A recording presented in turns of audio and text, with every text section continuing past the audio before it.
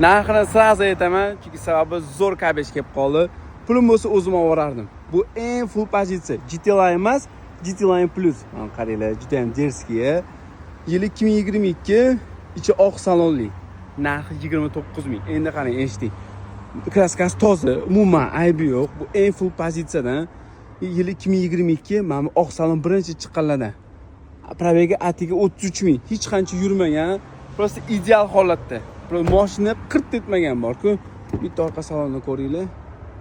Mana shtorkalari ham bor, podogref sideniyalar qiziydi.